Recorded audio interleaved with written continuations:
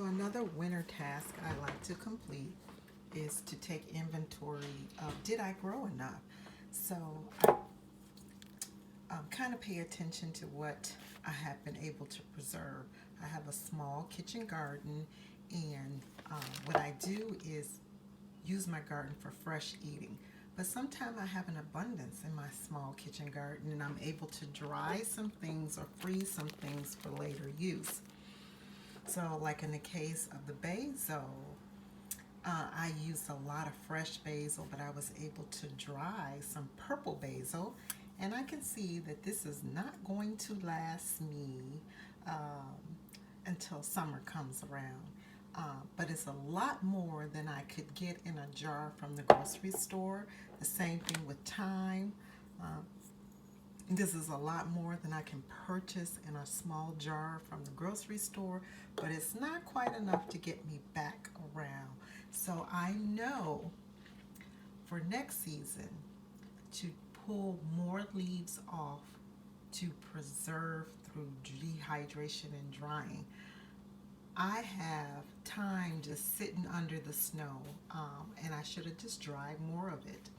Some other things is to see how the foods that I did freeze, how they're holding up. So, like the zucchini from July, I haven't eaten this yet. I have a lot of zucchini, and I noticed that I have them in meal-sized portions within gallon-sized bags. But I noticed there's a lot of frost developing. The same thing with my small shallots and my green peppers. There's frost developing within inside of my gallon bag.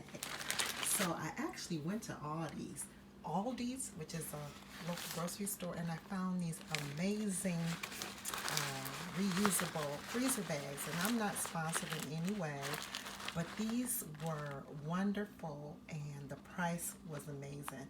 So I purchased 6 of these small bags for $3.99, or you can get 4 of the larger bags for $3.99. And what I'm doing is I'm just kind of taking the time to move my frozen produce into these reusable bags.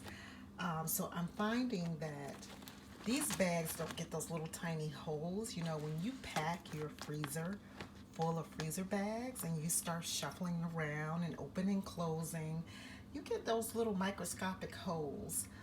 And this is a little bit thicker. It's like a silicone, nice plastic. So it's thicker, it's more pliable, and it seems to be able to hold up a little bit better. And so the shallots, you know, because I do tend to open and close these bags, I try to make smaller portions so I'm not opening and closing big bags. But sometimes with the smaller bags, I might open and close to get servings out. And I think it's just a great find from Aldi's.